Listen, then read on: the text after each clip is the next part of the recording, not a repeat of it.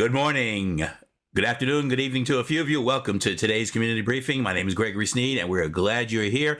Today, we have our special guest, Tia Delaney-Stewart, and she is going to be talking about the Alzheimer disease and treatments and vascular dementia and a number of things that are pertinent to our community and to our health. So stay tuned because you're going to get educated on what the components are, treatment, what's available, and maybe even how to pronounce it. All right. So again, my name is Gregory Sneed. The name of my company, Lifesaver Financial Services. I help my clients keep more of the money they make, and I do that through wealth creation, life insurance solutions, personal financial coaching, and financial literacy training, because I firmly believe that when you feel better about your money, you feel better about your life. Now, it's my pleasure to welcome to the virtual stage the queen of our community briefing, Miss Crystal Mitchell. Hey guys, welcome. Glad that you are here to share this moment with us. We got a great guest, as Greg said.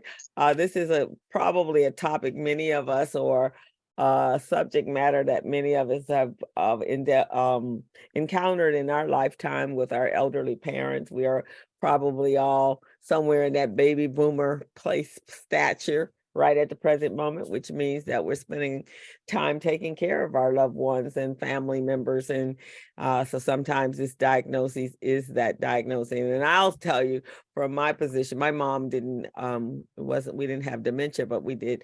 I was a caregiver for about 6 years. And I will tell you, it's the hardest things I've ever done in my entire life, and everyone that I've shared that with. So we are pleased to have you, and especially on a few days before Mother's Day. So most of us, a majority of us, are honoring our mothers, and some of us are heavenly mothers. So thank you, Tia, for joining us today. My name is Crystal Mitchell, excuse me, and I am the co-director of Recycling Black Dollars, as well as Greg said, the inspiration behind the community briefing. All of you pretty much know why I did this.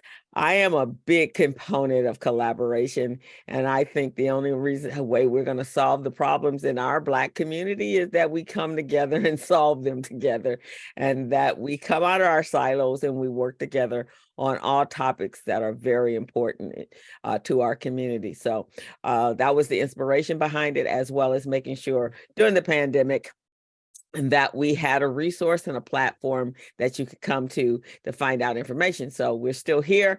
We want you to go out and grow. Look at Mr. Armand. He is looking sharp this morning to come here and help us grow this platform. So you can go over to our YouTube channel and hit that subscribe button. Tell everybody that this is the place to be on Thursday at 11 a.m. It is the place to find out information, to meet our stakeholders, meet people that are moving and shaking in our community. So we just want you to use this as your platform, your network, to support each other. It is powered and sponsored by Recycling Black Dollars and the Black Business Association, the BBA, and we are monetarily sponsored by the Los Angeles LDC, Southern California Edison, PCR, Wells Fargo Bank, and SoCal Gas. So we want to thank those sponsors, and you guys are always welcome to donate to the platform as well, so that we can keep ourselves going. So we're a community working together for a better tomorrow. So I want to welcome you all here again. And with that, great. Oh, and I want to let you know we have a fantastic team: Mr. Gregory Sneed, myself, Mr. Joe Stephen Turner, who will be here shortly, and Miss Robin Billups, and she's taking care of some health stuff today. So couldn't do this without the team.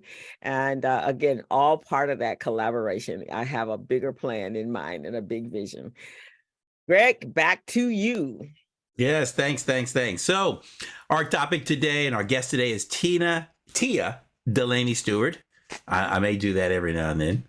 You say Tia instead of that, but forgive me if I slip and say Tia. She has a bunch of initials behind her name. So we have MSN, which is education, RN, PHN, and CCM, and she'll tell us what some of those are. But she is a registered nurse with over 28 years in the healthcare industry, and she has served as an administrator, chief operating officer, director of patient care services, and RN case manager. She's looked at various facets of quality clinical care to thousands of home health, palliative, hospice, and hospital-based clients, and she'll let us know what palliative and hospice is, if you guys don't know. I understand she understands the current healthcare that America is facing, and remains a passionate and dedicated advocate for the enhancement of healthcare services to the underserved populations within her community. So she, let's see, educational wise, she went to Prairie View A&M University, Los Angeles Southwest College, and Walden University, where she got her master's of nursing. So she is up there. She has worked at the Spirit Home Healthcare, Assisted Home Healthcare and Hospice, Premier Infusion, and Private Home Health. She was independent consultant in the industry, also Eyes of Love Nursing and Community Wellness. And currently, she's the Director of Diversity, Equity, Inclusion with the Alzheimer's Association, California, Southland. And she's also a nursing instructor with Northwest College. So we're going to learn more about Alzheimer's disease. I always paraphrase that Alzheimer's is not about forgetting where your keys are. It's once you see your keys, remembering that they're yours. Exactly. Well, thank you so much. My pleasure to bring to the stage, the virtual stage, Miss Tia Delaney-Stewart.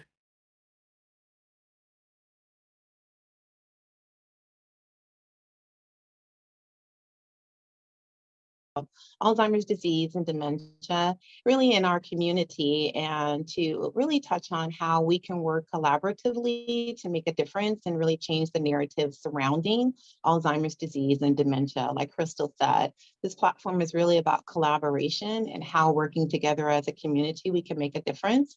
And I think that's important when we're dealing with those chronic illnesses that our community is facing. So I'm going to share my screen. Yay, see how I did it right?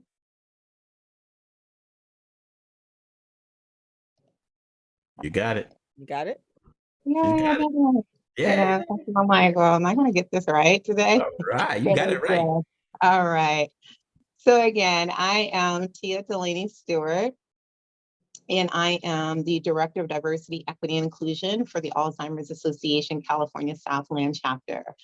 And I like to give thanks to Community Briefings for having me here today, with a special thanks to Crystal, Gregory, and Mr. Stephen Turner, who's not on the platform today, but I know will be joining us shortly. Wanted to share just a little bit about why this topic is important to me. As I was talking to Gregory and Crystal earlier, I've been a nurse in our community for a very long time. And as a home health nurse, before I became a hospice and palliative care nurse, I would go into the homes of people in our community, which is a great, LA County is a great melting pot. And so I cared for patients primarily within the Black and Hispanic homes. And so I would often notice an elderly member that presented with signs of moderate and severe confusion. And in at least about 50% of these situations where the topic of their loved one being diagnosed or seeing a physician or even mentioning the word dementia, many families would just tell me, oh, grandma, uncle, mom is just old or senile and just confused, and they thought that was normal as a person ages and that they had nothing to be concerned about. And most of them had no idea that their loved one was suffering from Alzheimer's disease or another dementia, which meant they had not planned for the physical, the financial, and the emotional responsibilities that their family would eventually face. And nor were they taking the steps to assist their loved one in managing this disease and dying with the dignity they deserve. So I connected with the Alzheimer's Association, and I became a community volunteer and began the process of educating not only my community, but my fellow nurses and clinicians about Alzheimer's disease. And so fast forward, I joined the association last year as the director of DEI, and I spent a great majority of my time providing support, education, and resources to communities that are often underserved or inappropriately served and overlooked within our healthcare industry. So today's topic is Alzheimer's disease, changing the narrative together. And the objective for today is not to deliver a full educational presentation. Rather, my purpose is to briefly identify who we are and what we do at the Alzheimer's Association and engage in a short but hopefully impactful conversation around these 5 objectives, which are: what is Alzheimer's disease and how does it differ from other dementias? A brief overview of the signs and symptoms, facts and figures with a DEI focus, healthcare access barriers identified by the diverse populations within our community, and most importantly, a call to action, how we can work together to change the narratives. So let's get into the Alzheimer's Association and who we are. We're a global organization working to advance care, support, and research around the world. So we're the largest private nonprofit funder of Alzheimer's research, and we work on a global, national, and local level with 81 chapters throughout the US. And I represent the California Southland chapter, which covers Los Angeles, Riverside, San Bernardino, and Kern County. So we cover a huge area. But we also have chapters in Orange County, San Diego, Santa Barbara County, and Northern California. So our mission and vision. So we continue with being intentional of living our mission and achieving our vision of a world without Alzheimer's disease and other dementias. But we know that this can only happen by ensuring that access to resources, education, clinical trials and research, early diagnoses, cognitive health screenings, medications are available and attainable by everyone, regardless of their race, ethnicity, cultural background, religious preferences, sexual orientation, gender, and most importantly, their socioeconomic status. So we have a lot of work to do, and this is why I'm here today, and what fuels me to continue to do the work that I do. Alzheimer's disease and dementia. So what exactly is Alzheimer's disease? I mean, aren't Alzheimer's and dementia pretty much the same thing? Then it's often the response I get from an audience when I state we're going to discuss the differences. So let's get into our first objective. What is Alzheimer's disease and how does it differ from other dementias? And explore these 2 terms for a better understanding of each. So dementia is a syndrome. Dementia itself is not a specific disease, but rather a general term for the impaired ability to remember, think, function, or make decisions. And so this impairment interferes with doing everyday activities. And it's important to emphasize that dementia is not a normal part of aging. Now, dementia can vary in severity, has a variety of underlying causes, and can sometimes be reversible or treated with use of medications and other clinical interventions. In fact, research shows that there are over 100 different types of dementia, with Alzheimer's accounting for 60 to 80% of all dementias. So some possible causes of dementia are maybe medication toxicity. Maybe you're taking a medication, 25 milligrams, and as we age, our metabolism begins to slow down. So maybe now it's causing some confusion, some issues with our cognitive thinking. We go to the doctor, they do some blood work, they change the dosing, and there you go. That dementia, that cognitive issue is reversed. A urinary tract infection can cause confusion. It doesn't present itself the same in the elderly population as it does with us. So when you're younger, you may have itching or burning with urination, but as we age, a UTI sometimes can cause confusion in our elderly population. So you go to the doctor, they take some labs, you get an antibiotic, and presto bingo, there you are, that confusion is reversed. Or it can also be maybe a brain bleed or an aneurysm that requires surgery. But the main thing is to know that dementia is a syndrome and you need to find what is causing this dementia so that you can get treatment. Alzheimer's is a disease that causes dementia symptoms. So simply put, Alzheimer's is a type of brain disease, just as cirrhosis is like a type of liver disease. So our brain is comprised of like 100 billion neurons and trillions of synapses, and together they're working to send signals to all parts of our body. So our brain is our hub, right? And is the basis of memory, thought, sensation, emotions, movements, and skills.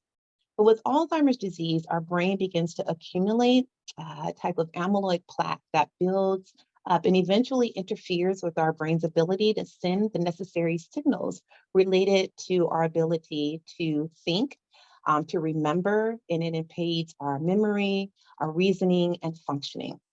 So Alzheimer's disease destroys those brain cells, disabling their ability to communicate with each other.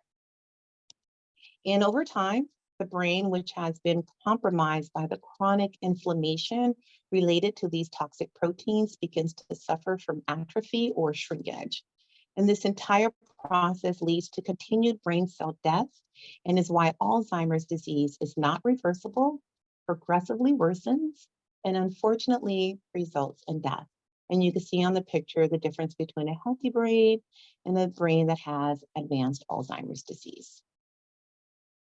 So just a quick overview, dementia is caused by many different diseases. It's not a part of normal aging, can be treated, reversed, and cured at times. And Alzheimer's disease is the most common cause of dementia, is not reversible, and as of now, cannot be cured. And we used to say there were no treatments for Alzheimer's disease at this portion of the conversation, but there has been a treatment that has been FDA approved that does not prevent the progression of the disease, but has been proven to slow down the progression of Alzheimer's disease by 27%. Called Leqembi. It is FDA approved, and right now you may have seen in the news that we are fighting for CMS, or the Center for Medicare Services, to approve this drug because the current cost for this medication is $26,000 a year. It's given to you via IV infusion. But right now, this means that everyone does not have access to this disease. And we'll talk a little bit about advocacy a little bit later on. So quick question. Does anyone know the most prevalent risk factor for Alzheimer's disease? And you can come off mute and say it if you want, or put it in the chat. I can't see the chat, but does anyone know the most prevalent risk factor for Alzheimer's disease? Maybe Gregory can share any answers you see.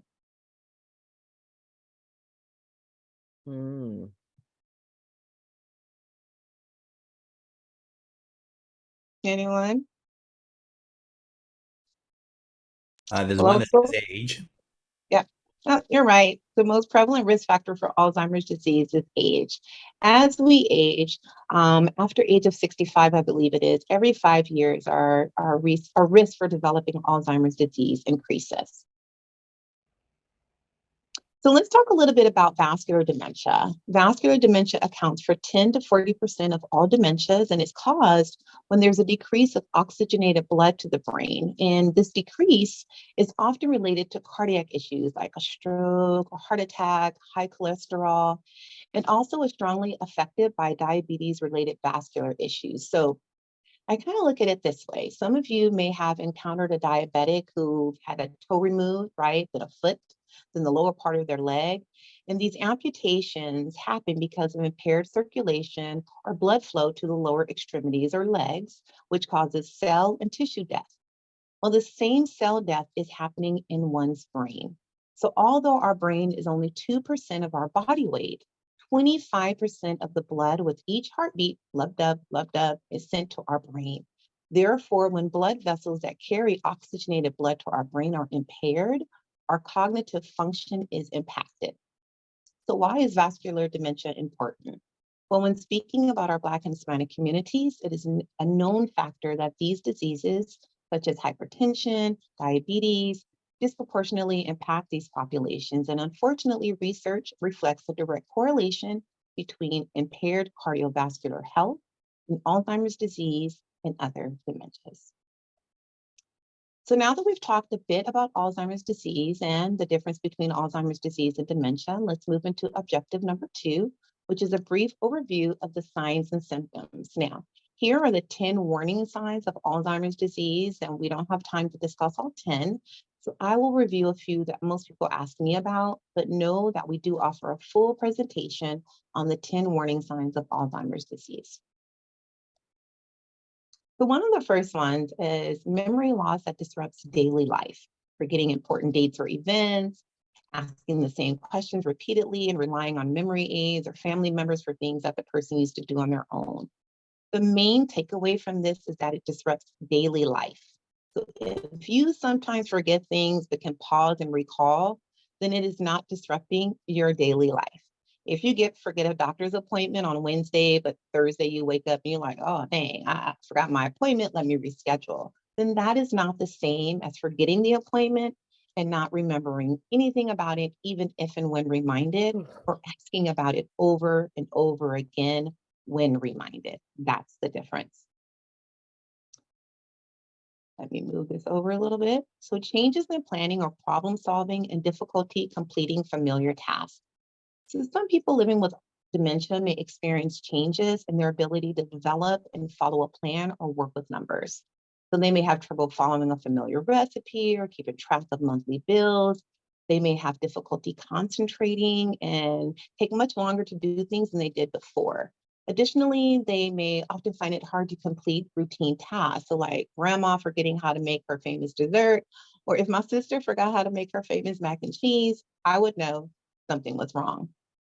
Also, people who are often very prompt may begin showing up late to events or work and looking a bit disheveled because they have trouble putting an outfit together, right? So maybe you see someone in church who used to really dress really sharp and together, and now the hat's not matching the outfit, or they forgot to put on their stockings, or the belt, is not buckled, or just they look a little disheveled because they're having trouble putting an outfit together. What goes together? Button their buttons, tying their shoes, or even putting on their makeup. So just think about if you have a longtime friend who forgot how to play dominoes or your favorite card game, or no longer understood the rules of a board game you played. Would you find that as odd? Another warning sign is if issues with understanding visual images or spatial relationships. So these are vision problems not related to impaired eyesight. So some people with Alzheimer's have difficulty with vision, and this may lead to difficulty with balance or trouble reading. They may also have problems judging distance and determining color or contrast. And this is huge because it directly correlates to safety, especially with driving. So they're going to have trouble, determining how far the car is from the intersection. Is the light yellow? Is it safe to turn? Am I too close to the curb? And that list goes on and on. And then issues with balance can lead to increased falls and abnormalities with walking. So thinking about those sandwich generation homes where grandma may be responsible and enjoy watching the grandkids, well, we may need to assess if she can still safely do this, especially if that care entails caring for infants who require total care and must be carried and bathed.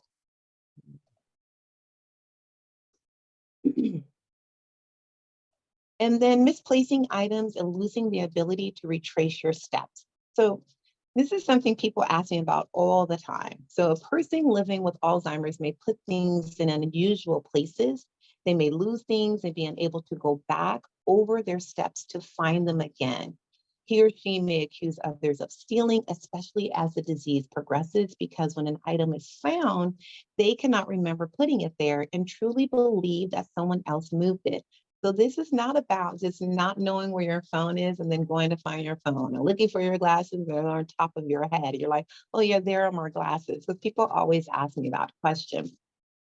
It's more so the sign that entails the lack of the ability to recall, retrace, and remember. So for example, you come in the house and you sit your phone on the counter because your husband called your name and asked you to do something as husbands do. And then 20 minutes later, you're like, where's my phone? But then you can pause and you go, okay, I came home, I went in the kitchen. Oh yeah, my husband called my name. Let me go back to the kitchen. You retrace your steps, you find your phone. And you can go over that process of how your phone got there.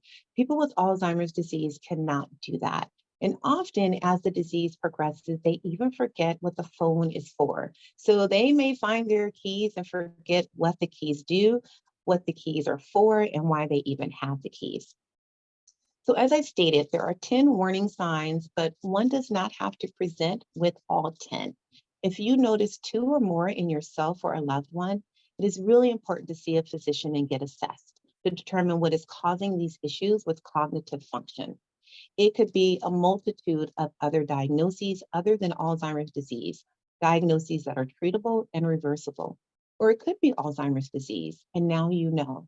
You know early on in the disease process, which is significant. Early detection and diagnoses are key because it allows both the person and family members to learn about the disease, to set realistic expectations and plan for future needs, such as advanced directives, caregivers, and financial changes that are going to occur. So now objectives 3 and 4 will be combined in the next few slides. For the next couple of minutes, I will cover our most recent facts and figures, which reflect how Alzheimer's disease affects our nation as a whole, but more importantly, the devastating toll it has had on the state of California. I'll also briefly cover data which reflects not only how this disease continues to disproportionately affect the Black population, but how associated discrimination, racism, and negative biases continue to create healthcare access barriers for the diverse populations within our communities and impede their opportunities for early diagnoses. So this document here reflects our 2023 facts and figures. So as you can see, more than 6 million Americans are living with Alzheimer's disease, and 1 in 3 seniors die with Alzheimer's or another dementia. Additionally, by 2050, the cost to care for someone with Alzheimer's disease could rise to nearly $1 trillion for our nation. Now, here are some current California statistics. The number of people aged 65 and older with Alzheimer's disease is estimated to increase by 21.7% by year 2025. We are in year 2023. You'll also see that I listed some information related to geriatricians and home health aides in the state of California. And why is this information important? Well, this is a platform for small nonprofit agencies. And there may be some small nonprofit agencies that provide career guidance for our youth, and you could be pointing kids towards these career paths when appropriate. Someone could work as a paid home health aide and continue through school to become a physician or a geriatrician, which is a physician who specializes in the care of our seniors or geriatrics. Or you may even want to consider starting a home health aide school in our community, which specializes training and caring for patients with Alzheimer's disease and other dementias, finding grant opportunities to support these necessary ventures, and working with the Alzheimer's associations or clinicians like me to help support that process. So when it comes to how we are affected, Black Americans are twice as likely to develop Alzheimer's disease and other dementias than their white counterparts. And Black Americans rank in the highest percentile of developing related risk factors such as high blood pressure, heart disease, diabetes, and obesity. Additionally, Black Americans 70 or older, 21.3% are living with Alzheimer's disease. I'll let you read that again, because to me that is so impactful, and it really lets you know how this disease is affecting our community. And this is really important to know, and most people don't know this, that women are at the epicenter of Alzheimer's disease. 2/3 of our nation's Alzheimer's patients are women, and an estimated 59% of women are caregivers. And I find it very important to share this information and data on women for a number of reasons, but especially when we talk about Black women as both patients and caregivers. Because you may not know that California Black women are aging into poverty. Were you aware that 45% of our Black women over 60 have no retirement savings? And those who do, roughly half of those have less than $10,000 saved. So how are our Black women going to change this narrative? But most importantly, why does this narrative continue to exist? That is food for thought and perhaps a topic for another community briefing. So here's some data which reflects access barriers as it relates to race, ethnicity, and Alzheimer's disease in America. The American healthcare system is beset with inequalities that have a disproportionate impact on people of color and other marginalized groups. And it is these inequalities that continue to contribute to gaps in health insurance coverage, uneven access to services, and poorer health outcomes among certain populations. So as you see, 80% of Black Americans experience quality healthcare access barriers, and 61% of Native Americans state that affordability of care remains a barrier to quality healthcare. 66% of Black Americans stated that it is difficult to obtain excellent care for Alzheimer's disease or other dementias. And less than half of Black Americans report being confident that they can access culturally competent care. And let's not forget about our LGBTQ plus community. Of our LGBTQ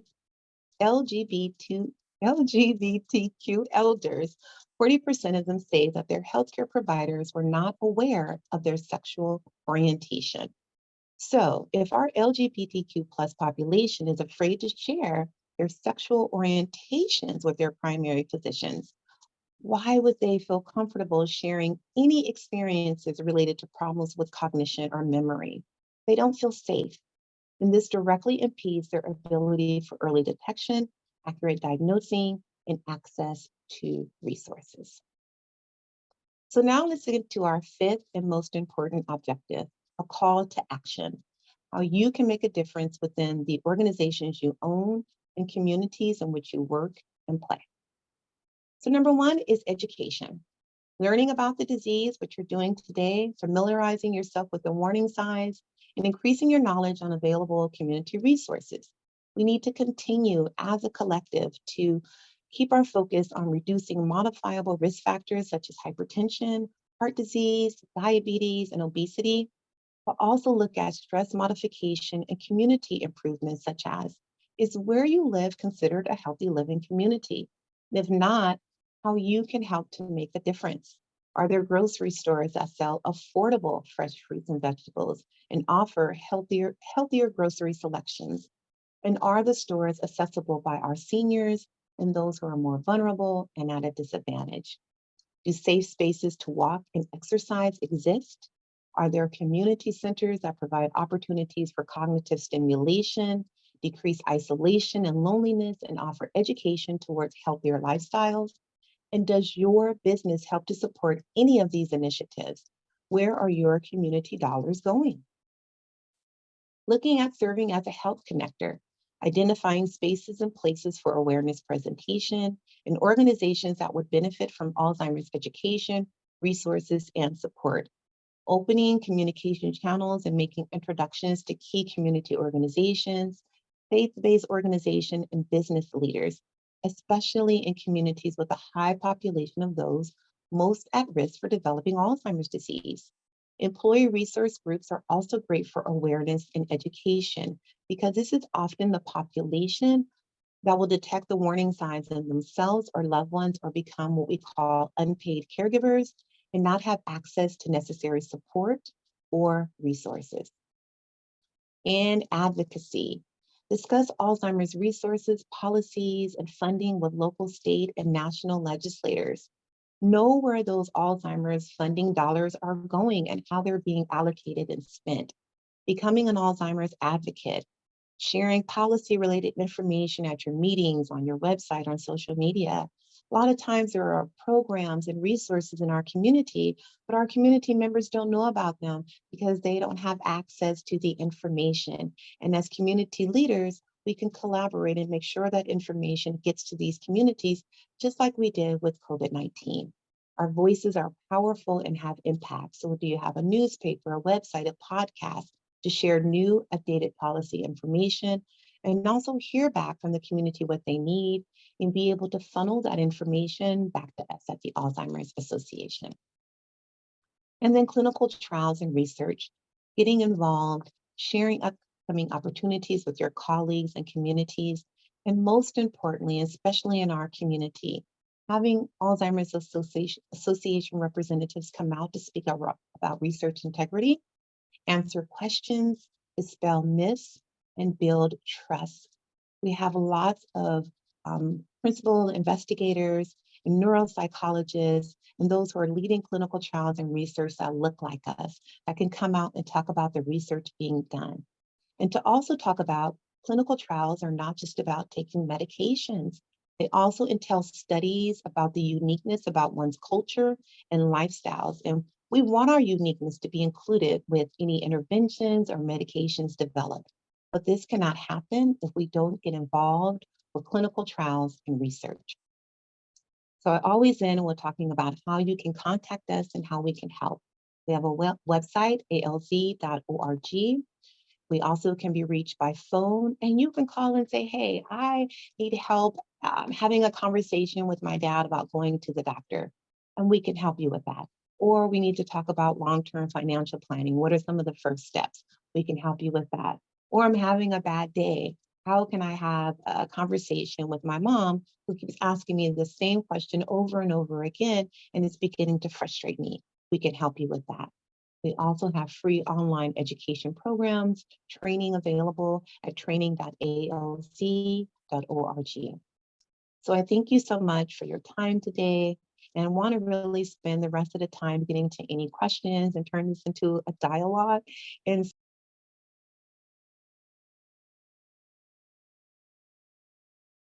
I think you muted yourself.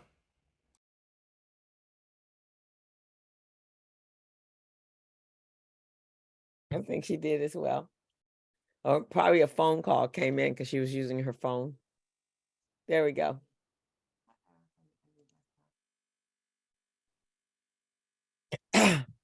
Yeah, probably a phone call came in. She back? why can't I hear you? Yeah, I think what happened is that you might have gotten a call, Okay, and so you got muted at the very end. So you were at the okay, point there of we go. saying you were thanking us and then opening, I think, for questions. So if you want to repeat that Yes, part. yes, yes. And did you see the slide where I shared my contact information? Yes. Did Okay, everybody okay. get that? Did you guys need that to be shown again? Yes, yes, please. Okay. Okay, I'll put it in the chat as well. There we go. All right, Greg, you want to lead out? All right. So the Policy. first question was or is how many symptoms have to be present to meet the criteria for diagnosis? A great question. And it's really not about how many symptoms have to be present to meet the criteria. What those symptoms are symptoms of the early warning signs and should allow you to now make the conversation about going to see a physician. There's going to be some diagnostic testing that has to be done before you are diagnosed with Alzheimer's disease. So it's not like I have 4 warning signs, I have Alzheimer's disease. No, there's going to be blood work done to get some biomarkers. They may do some brain scans, a CT scan, a PET scan, because we're going to need to look at the brain to see that amyloid plaque and tau to really make that definition or diagnoses of Alzheimer's disease. But it's important to go because it can be something else. And so those warning signs are to say, something is definitely going on. Let me go to a physician and be assessed and find out what it is. Good. And also, I put in a link to the Alzheimer's.org. There's a section there about diagnosis. Yes. And also note diagnosis for Alzheimer's is fairly new. By new, I mean within the last 5 or 10 years. Previous to that, there wasn't an official diagnosis Right. for it. And even just the term cognitive impairment is now becoming part of, I did share also in the chat, there are 6 activities of daily living, which get impacted by either physical or medical or brain. And the cognitive impairment is slowly now becoming a 7th. It's not officially adopted, but there are activities there. Next, Right. did you want to speak any more on that, or? No, thank you for sharing that because that is true. Before they could not diagnose Alzheimer's disease until one died, and then they can do an autopsy of your brain. So yeah, thanks for sharing that, Gregory. Right. Why does the disease affect women at higher levels than men? Yeah, that's a great question. And, in the beginning, people would always say, oh, it's because women live longer, and that's really not what it is. There's still a lot of research surrounding why it affects women more than men. And I actually sit on a board that is going to be studying tau in Black women. But it is hormonal. So they do notice that because we have those hormonal changes, right? At the age of 13 to 16, we start our menstrual cycle. So it's an upcycle in hormones. Then we go through menopause and that perimenopausal cycle. So it is partially due to those hormonal changes, studies do show. Also stressors. If your brain is staying in a consistent state of inflammatory or inflammation, that directly reflects or increases your risk for Alzheimer's disease. So those are some of the factors related to why women are at increased risk for Alzheimer's disease. It's not because we live longer or outlive men. There's another question here. Does dementia evolve to or become Alzheimer's? So again, dementia is not a disease or a diagnosis. And so the answer is no. You can have dementia. It doesn't turn into Alzheimer's disease. Alzheimer's disease causes you to have dementia. It's a type of dementia. So that's how you have to look at it differently. Dementia is the umbrella. But why do I have this impairment in my cognitive issues with my thinking, my behaviors, my function, my memory? Let me find out under this umbrella what the reason is. And Alzheimer's is one of the reasons under that umbrella that you can be having these cognitive impairments. So as the brain shrinks, as those brain cells begin to die, that's how the dementia or the cognitive impairment begins to happen. The next question is how to find out about clinical, I imagine it means trials. Tracy. Yeah. Yeah. Mhm. Yeah. Mhm. How do they find out more about clinical trials? I love that. So you can go to our website, alz.org, and we have something called Trial Match. And I really love it because you can do it from your own home and you put in what type of clinical trials and how far from your home you're willing to travel, and they'll pop up. So say you want a clinical trial that has nothing to do with medications, just about lifestyle changes. You can put that in, something will pop up. You can reach out to me at the Alzheimer's Association. We have researchers at UCLA, USC, UC San Diego. We work with all of these institutions that are conducting clinical trials. So I can point you in that direction. There are a lot of community organizations that are also conducting clinical trials, like the Advocates for African American Elders is right now doing a sleep study with Dr. Karen Lincoln, which is a great study. And that sleep study is going to help us better understand the brain and Alzheimer's disease and other dementias. So again, go to our website, reach out to us directly, and we can point you in the right direction. Are women more effective due to hormones? Is the other question. Another question. Yeah, and that's kind of what we discussed a little earlier, just about how our body goes through a lot of those different hormonal changes in the different stages of life. And there has now been data to show that that definitely affects us. And also thinking about obesity and how we carry our weight. So there are some studies looking at the genetic components of how we carry our weight as women versus men, and how that can relate to a risk factor for Alzheimer's disease as well. So with that question, being some of us are over that 60 age point, is there a way that from a cognitive standpoint? So I know from, you know, grandparents and so forth, you know, when they used to retire, they would just sit and just kind of vegetate, right? We are a much more active 60 plus grouping of people. Is that a way, the more active you are, the more active you keep your brain? Is that a way to counteract some of this? I mean, keep your brain from going, because it sounds to me it's like an apathy kind of thing. You don't use it, it starts to deteriorate. Is that correct? Yeah, that's partially correct, Crystal. It's not going to be 100% preventative, but definitely cognitive stimulation contributes to decreasing your risk for developing Alzheimer's disease. And so it's thinking about those activities that you don't normally do. So if you love to read, you love to do crossword puzzles, if you age, if you keep doing them, those are great, but you need to add something new into the mix. You know, we always talk about learning a different language, or, you know, an instrument, or making sure you're still socializing. When COVID-19 hit, we saw a great spike in those who died from Alzheimer's disease because of social isolation. They were no longer engaging with their families and friends. There weren't community events. There weren't birthdays and anniversaries and things that really kept mom and dad and grandpa and uncle really involved and stimulated. And so that we saw a huge increase in Alzheimer's related deaths. So cognitive stimulation is important. And that's why I talked about community centers and senior centers in our community and what they offer, right? And even if your mom or dad are at a daycare center or a retirement facility, what are some of the activities that are offered, and are they attending them, right? Not just it's on the board, but they're making sure that they're attending them and that they're stimulating them as well. Wow. There was a request to repeat the stats on Black women to age 60 without retirement savings. Yes. So right now, the study about is 45% of Black women over 60 are aging into poverty. And so saying that those women have less than $10,000 in savings.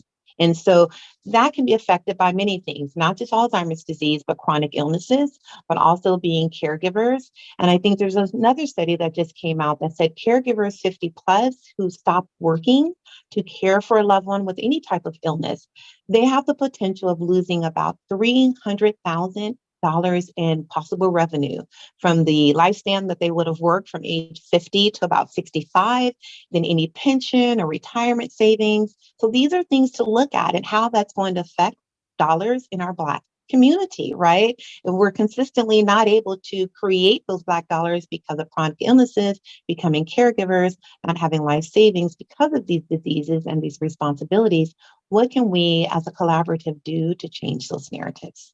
And I think that point on the caregiver is really important because I tell you, as a caregiver, you give up so much, especially if your parents are ill longer than 5-6 years. And as females, we're usually the ones that are taking care of our aged parents, mothers, fathers. Sorry, Stephen, we're there.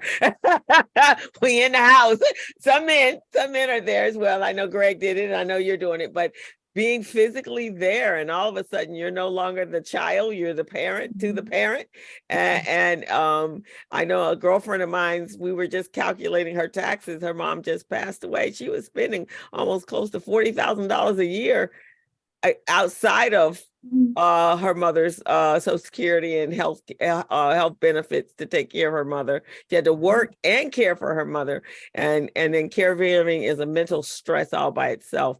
So you actually are in jeopardy of illness after your loved one passes as well. Right. I agree, Crystal. That question as well, because I do offer retirement solutions and savings for those who help. I also do market long-term care insurance and products that have long-term care, chronic critical components. So if you're looking for a solution, you can hit me up at lifesaverfinancialservices.com. I'm sorry, I couldn't pass up that. No, but one thing I wanted to add before we go to Tracy's question is a lot of times in the communities, we're talking about affordable housing, but we really don't have that conversation about affordable centers for our family members.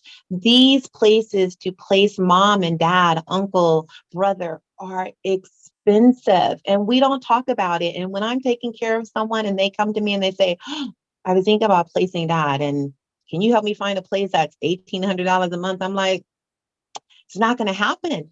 It's not going to happen in our community. So we talk about affordable housing, but I think we have to start those conversations about affordable placements for those who we love, to have a place where they can retire and transition with dignity, because some of these places do not allow that and they're not affordable.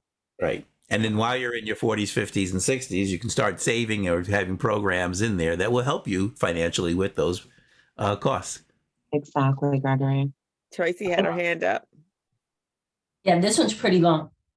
Can you explain the correlation between dementia and hospital stays? For example, this is May. My stepfather's been in the hospital twice this year. The last time he had what they quoted as delirium, which they said would reverse itself. But what I'm finding is every time he goes to the hospital, it's like a little is chipped away more at his ability to think cognitively and speak. My mother has dementia, but she speaks fine. She still does her chores, but he has, it's just like a pieces are keep following every time he goes to the hospital. And the last time with this quote unquote delirium, because, they wanted to release him. And I'm like, he can't, go home. He couldn't answer the phone, but when he went in, he could. Can you talk about that? Yeah, I can in the context of generality because I don't know all of the factors behind your dad. So one thing first I want to always everyone to keep in mind is that Alzheimer's disease and dementia looks different in every person, even if it's in the same generation, right? So a 20-year lifespan of Alzheimer's disease, someone can stay in the early stages for 10 years, the moderate stage for 8, and then severe stage for 2 years, rapidly progress. And then someone else could be in the early stages for 5 and rapidly progress over the next 15 years to that moderate and severe. So it looks different in everyone.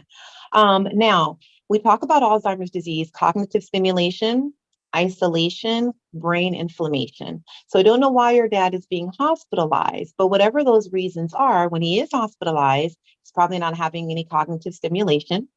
That delirium is consistent in having that consistent inflammation of the brain. So whatever is causing that, medications that probably are being given to your dad when he's hospitalized to counteract the delirium can also cause issues with thinking and memory and functioning. So there's a lot of factors that are happening when patients are hospitalized that can contribute to that dementia state. It does not mean that it's accelerating their Alzheimer's disease, but it does mean that it could be contributed to that dementia state. So I would really have to look further into why he's hospitalized. Is he, cardiac, vascular related, other relations, what medications he was given? But those are some of the generalities around why you're probably seeing a more rapid progression with your dad in that confused state when he's hospitalized and comes home. Did that help answer that at all, Tracy? Yeah, I think there was one more question, and which is, does physical health activity or exercise help? Most definitely. We think about any disease, activity, not living a sedentary lifestyle always contributes. We talk about needing that enriched oxygenated blood to our brain, and we can do that just by that brisk walking. So you don't have to be out there jogging and rowing and canoeing and kickboxing. You can just be out there walking every day for 20 minutes. I think there was a study that was done that said if you can get in, I think it was 9,000 and something steps a day, you can reduce your risk for brain impairment or cognitive impairment by like 30%. It's like, now, if you do 18,000, it doesn't double. So don't go out there walking to, Kansas. But I think it was 9,000 plus steps that you do a day can decrease your risk for cognitive impairment for about 30%. So yes, definitely increasing that physical activity is necessary. Plus, it helps us decrease our risk for high blood pressure, right? Cardiovascular issues and diabetes. So all of these things are prevalent, are things that we need to be doing. And it sounds like we need to maybe, but not Kansas, right? it sounds like we need to start there, because I noticed when I turned 55, then every time I went to the doctor, it was all about the high blood pressure and the diabetes and so forth and so on. And they always want to put you on medication. And I was like, well, wait, can we first start with a diet and food and exercise before we start throwing me on medication? Because medication kind of precipitates all of this stuff, because one leads to the other. And so I think in our community, I know a lot of people are on some sort of blood pressure medication because the doctor immediately said, you have high blood pressure, let's put you on medication. And I am fighting back, but I do think that kind of leads us into some other areas. Yeah. And it also needs to be part of the conversation that just because you're on the medication, you don't have to stay on that medication. So if you need that medication currently in order to counteract, the issues that you're having and for your health safety, okay. But let's put a plan in progress to get you off those diabetic medications, to get you off that high blood pressure medication. And I think that's something that we don't talk a lot about with our physicians. How can I get mom off this medication? How can I get off this medication? We go in, we take it, but many of us don't have that conversation or have a plan until someone like me, a nurse, comes out and we start planning together. Yeah, exactly. I had to fight with the physician, take my mother off of Lipitor for cholesterol, and she was like 84. I was like, okay, at this stage, and she didn't have the cholesterol issues. My mom had Alzheimer's, and I think I shared with you, Tia, but mom had the late, and she dealt with it for a long time. But her physical health was absolutely fine. She didn't have any high blood pressure. Her cholesterol had been modified. She was 88, and the doctor gave her a test to, handed her a glass and a plate. while she was sitting down and said, "Can you stand up?" And she was able to stand right up. So she was, there, but she had the Alzheimer. So, Stephen. Yeah. Mhm. Oh, you had your hand up. Oh, Tia, again, Stephen. Yeah. Hi, Stephen. How are you? I mentioned you earlier. I knew you were coming on later today. Good to see you. What can we do in the Black community to support you in your role? Because number one, I don't want you to think that you're out there alone in a silo, but yet you're somewhat of a unicorn. What can we do? Yeah. I love that question, Stephen, because whenever someone sees me, they're like, "You work for the Alzheimer's Association. What do you do? We've never seen you before." So having that support, as I said earlier, being a health connector, reaching out to me if you know there are faith-based organizations, community organizations, or platforms to have this conversation. Really, for me, my main goal is really decreasing the risk factors for Alzheimer's disease in our community and improving the health outcomes of our community overall. That's really has been my mission, Stephen. So working towards those goals collaboratively is a huge help. And also using this platform for conversations surrounding things like clinical trials and research that I become aware of so that we can come back and talk about those things to get others involved in our community. And last but not least is advocacy. We did such a great job with COVID-19, right? Spreading the word. But there are a lot of programs that are out there and resources for Alzheimer's disease or dementia that our community just isn't aware about. So helping to share that information, like this funding is available, this support group is available, is also helpful because, again, one person can't do it all. I always say that Alzheimer's disease is not a one person disease, but a family disease. And so it takes more than one organization to help. It's going to take a community to solve this issue. So thank you for that, Stephen. Awesome. Thank you, Tia. I know there are a number of people here, as Tracy said, that have parents and loved ones. And I know Ardina's mom is having some challenges and some other folks here. So I'm sure they are very appreciative. Ardina, you have a question? Yes. Wow. What good information, Tia. As Greg also mentioned about his mom, same with my mom. She's 89. She doesn't have any underlying challenges, body. I really don't remember them taking a blood test for her to diagnose her, having Alzheimer's. But I do see a lot of what you mentioned is going on with her. I'm definitely want to get involved in, the research, the clinical research. And I'm thankful that you kind of expounded on that as well, because for me, that's what I was thinking, more pills, and I didn't want her going through that, Right. Very, very thorough information. Thank you very much. You're welcome. And so let me just provide clarity too about that blood test. So the blood test really is going to be done to see if there are some other issues that could be causing the dementia. But I will tell you that there are studies and research showing that biomarkers for blood are soon to be coming down the pipeline to help diagnose Alzheimer's disease, but that's not here yet. So when they're taking blood, they're really trying to rule out other issues that may be happening to cause this cognitive issue. And I'm glad you mentioned clinical trials because, that's the biggest thing. We don't have us in clinical trials. And a lot of times we go back to Tuskegee, right? And Henrietta Lacks and things that happen with COVID, things that are happening with maternal morbidity. And we're like, we don't want to deal with clinical trials. But a lot of that is related to our lifestyle, our cultural experiences that are being studied. And we don't have to take any medications, get any injections at all. It's just about who we are and what we're doing that is necessary for the study. Cool. Awesome. Thank you so much. We so appreciate you. I think clinical trials are the best thing. I did that for both my uncle and my mother, and they were able to live much longer than they would have if the one thing about clinical trials, especially if you have a chronic illness or cancer, they are watching you like a hawk.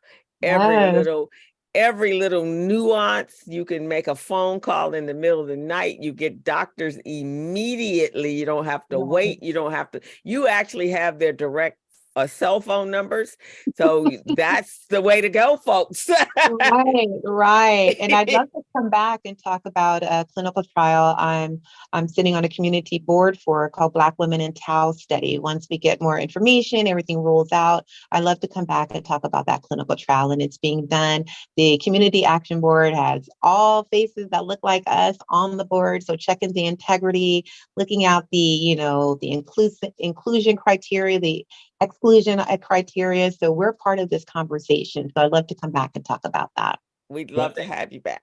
Yeah, one thing my sister insisted on is that upon my mother's passing, she had her brain donated to USC Medical for clinical diagnosis, for the Alzheimer's. So hopefully that testing, which was 10 years ago, provides some value. Tracy, you have your hand up there, and Yeah. I'm a clinical trial, I'm not gonna say dropout, they kicked me out, but the reason why is because I didn't have the markers. But the thing is, knowledge is power. So I was trying to get as much as I can, and I wanted to go through the trial, but at the time I didn't have the markers.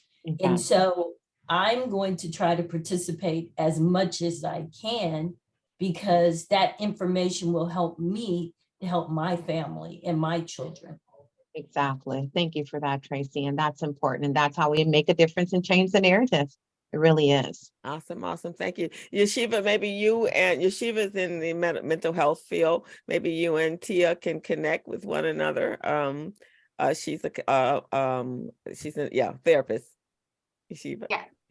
Wonderful. I'm a Wonderful. mental health therapist. I have a group practice. We work with moms and families. And so I'd be honored and excited to connect with you and see if there's most any way we can work. I'm going to most put my definitely. contact information in the chat again. Okay, wonderful. we enjoyed having you here, Tia, despite you being a Patriots fan. Oh, Gregory, you remember. See how you did me?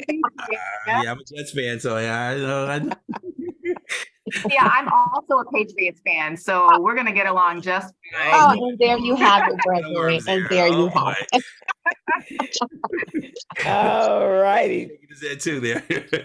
Stephen, we're gonna turn it over to you for real quick to talk about what we're doing next week. We're gonna be a little bit different next week, guys. We won't meet.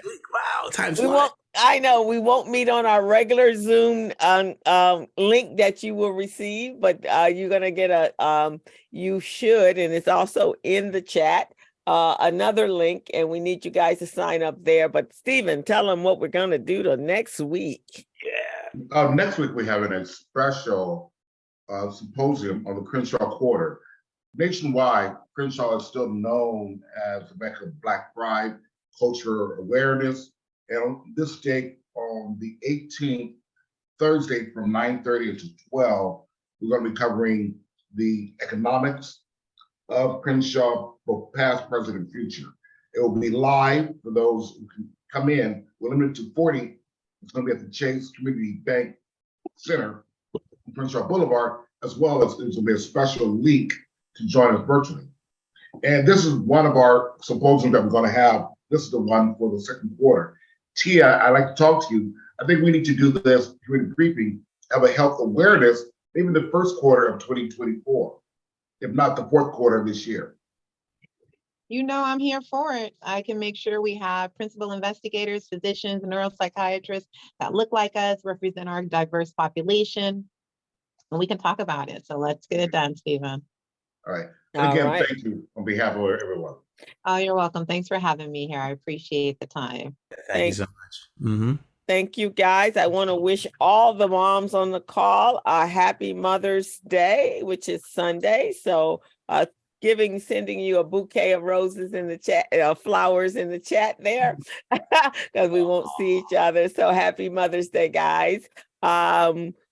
Please sign up. Let me put the information back. Yes.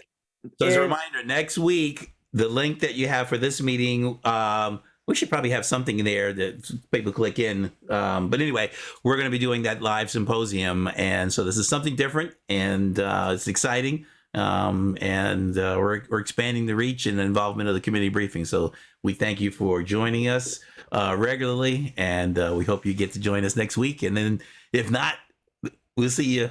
What's the Thursday after the 18th? Gosh, what is that? 25th. Yeah, there you go. Yeah. And that's 7 to 18, right? Duh. I don't want to say anything, Gregory. I don't want to say it.